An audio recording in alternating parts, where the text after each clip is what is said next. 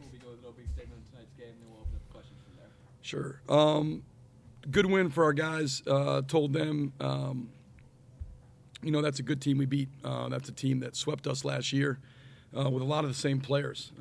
When you look at their lineup, Donovan Clay, N.J. Benson, Chance Moore, Alston Mason, all those guys on that team, Damian Mayo, the majority, the crux and core of that team, Ayers, all those guys were on the team last year that swept us. So to come in and get a win, I thought, we did a lot of good things. Certainly still a significant amount of stuff to clean up, but I thought we were really efficient offensively. They tried to slow the game down early, take the air out of the ball.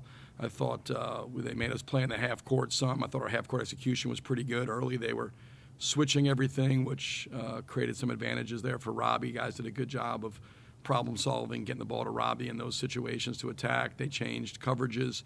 We were able to adapt to what they were doing. I thought offensively, I think we had 88 points in 60 possessions. So that's about as efficient as you can be on that end of the floor. And defensively, we had some really good stretches. I thought we were really good early. I thought, most of the first half we were pretty solid. I thought second half early, second half late, we weren't any good. Our zone was bad. But overall, a good performance against a really good team and a quality win, and did a lot more good things than not. So happy with this. I think the guys are looking forward to an off day tomorrow. It's the first time in a while. It's been a long stretch here of games coming back from Christmas. Coach, you had a lot of weapons that they had to contend with, and they came from different spots. I mean, at times Avila was getting stuff underneath the basket. He was deep, counting on drives. He hits threes. You were tough to defend. Yeah, I think that's what makes this thing work is how versatile we are in the ways we can score and how many guys that we have that can do different things. When you look at Robbie, his ability to stretch the floor as a pick and pop 5-man, he can shoot threes. He's got he can shot fake and drive. We've got to get him in the seams more. I think he can get in the seams more. It was a turnover late there with Isaiah that he should have really rolled. Isaiah made the right read, and Robbie popped it, and we turned it over. But Robbie's versatility, can post. When they were switching early, he was getting the ball in and dribbling down, and they were playing him one-on-one, so he was attacking that. But across the board, I mean, Julian Larry's ability to punch gaps and get out in transition and have quick key plays, and he's touching paint and making some really good plays. Ryan's ability to drive and shoot, Isaiah's ability to drive and shoot, Jason Kent's ability to cut, move without the ball, space the floor, make open threes, and you bring in Bledson who can shoot and pass, and he's able to do. He brings a different dynamic to the team, and so that's what makes this team hard to guard. I think is the amount of things we can do. We don't have to have necessarily a great night from anybody. Tonight, I think Isaiah's as good a scorer as there is in the league, and he didn't have his best night. Ryan has 5 points first half, but he has or 7 points first half. He has 18 second half, and makes big play after big play. Robbie, Jason Kent, double doubles. There's just a lot of ways that we can hurt teams. Turnovers were lower tonight. Ball handling. Yeah, I thought we were sound offensively. 88 points in 60 possessions. I mean, that's pretty hard to do. I don't care what the scenario is, but 6 turnovers was a big key. And honestly, the Belmont numbers were a little bit inflated because I think we had 10 going into the last 4 minutes, and then we turned it over 4 times there with the bench group, and we got up 38, and those guys turned it over 4 times in the last couple minutes. So really, in the guts of the game against Belmont, it was 10, and it was 6 tonight. Those are numbers we can live with, obviously, because if we don't guard ourselves, we're hard to guard. But you come down, you turn the ball over, and take opportunities away. That's where it's probably the most debilitating thing you can do in basketball. So we're trying to get better at cutting those down. Thought we did against Belmont. I thought we were really sound with the ball tonight, and we had to play a lot more half court tonight, just because the way they guarded us and tried to slow us down, just to pace the game. That was a 60 possession game is without question the slowest game we've played all year. There's no question in my mind. You said Swope didn't shoot the ball his best. I remember, I think at least 3 times they did not want him to shoot a 3, and they gave up basically a layup to him. Can you talk about just the way he's impacting games and the defense is throwing at him? Yeah, I mean, he's a guy that is so dynamic. I mean, he's really an impossible guard. When you look at, what do you do to guard him? I mean, he can shoot with range. He can shoot off the dribble. He can shoot off action. He's quick enough to beat his man. He can touch paint. He can get his shoulders by. There's really not an area before you get to the mid range and make shots. He scored all three levels and really every which way you want. And so teams have to game plan for him. And what it does do, like you said, there was, I think, 3 possessions where he got layups because they sold out, take away the 3. He got layups. And he's getting in. He's becoming a better rim decision maker. So he's starting to learn how to kick out and find guys and be able to involve his teammates in those things. So, I mean, I think, there's still growth in his game in terms of what he's doing, but he creates so much attention that it makes life easier for everybody else. But then, to the point of, where are you going to come off of? Who are you going to try to come off of and play? Is that Ken? Is that Julian? Because they have ways to hurt you too. And Ryan, Robbie. So that group together, just the way they kind of fit the pieces. But he draws the best defender and the most attention, every single night. Robbie and Jason were joking about the double-doubles and taking boards from each other and that kind of stuff. But 2 guys that get double-doubles, that's a huge impact in a game. Yeah, Coach Mansky's, I'm sure he's loving that. That was their high school coach at Oak Forest, so I'm sure he's watching this, and he tunes in and comes to a bunch of the games. So, those guys, I mean, the way they're playing, they're both playing like all-league guys. I mean, they really are. People probably don't put Jason in that category, but he's playing like an all-league guy. I mean, he's leading the league, and I think he's leading the league in field goal percentage. He's leading the league in double-doubles. He's been terrific defensively. The work he did tonight on Donovan Clay, I thought was outstanding. We switched a lot of stuff, but he was terrific. The job, the 2 biggest keys for us defensively were the ball screen stuff, and certainly Mason's, and Jude did a great job when he was on him of really making it difficult, and we held him to 15 points, but on 17 shots, and the job Jason did on Clay. So those guys are rebounding it. They're pushing each other. Robbie's, probably only had maybe 1 double-double last year. I think he's got 3 or 4 this year now, and they've come really in pretty close proximity here. Jason's got, I think, 5 or 6 this year. So, we need to rebound. That's something where we have a smaller team.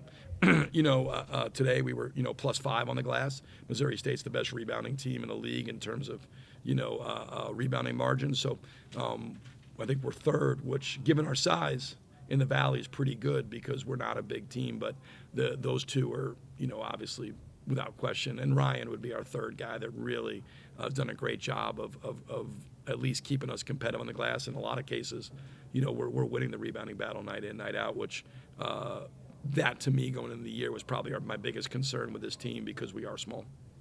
Get to play every game's important, but not only a road game, but you get a nationally televised game for a program that's winning and getting the spotlight. How big is that for you guys to draw a national TV game? Yeah, I think it's great. I think when you look at institutions, the most important thing at any institution that goes on is education, academics, right? Without question. The most visible thing that happens at any institution, except for maybe the Ivy League, is athletics. And that's the front porch that you want, from exposure to marketability to, I think this is our 4th national TV game of the year. When you go back, look at Bradley, Ball State, Michigan State, and now this game, and obviously home against Bradley the next week, so it'll be our 5th one. Those are unbelievable opportunities for us to showcase our program, to showcase our university, to put Indiana State out there, and there's a lot of residual benefit from that, be it when you're looking at enrollment or looking at fundraising, all the things that go into having that's the most visible aspect of any institution, and so we understand it. Our guys, I think,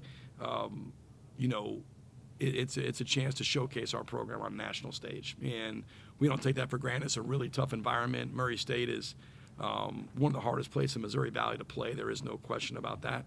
But I know our guys are super excited. Chance to play on national TV, chance to play high-level competition in what's going to be a raucous environment.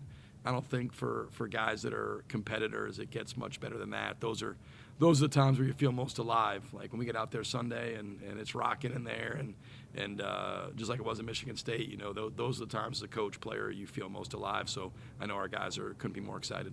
Now, Coach, you only, looking at the numbers, Jason Kent didn't sit all game.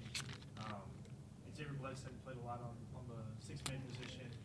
Mason Miller, Jake Wolf not getting a whole lot of bench minutes. Yep.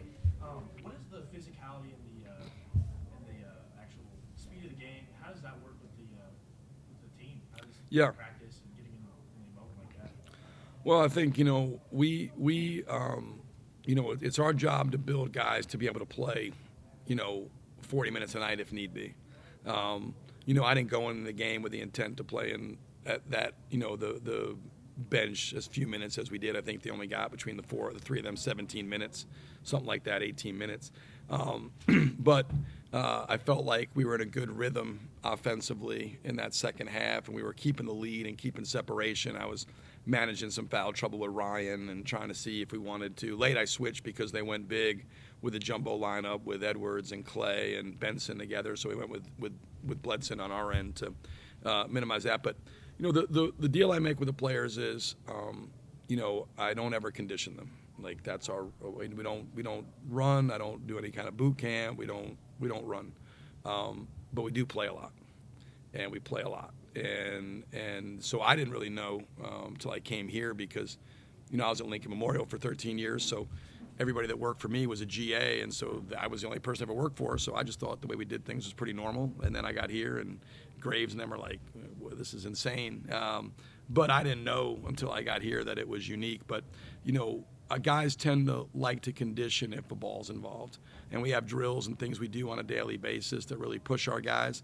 But it's our job to build them to play 40 minutes and be able to do that if need be. And again, you hope that's not the case. We're continuing to build our depth tonight.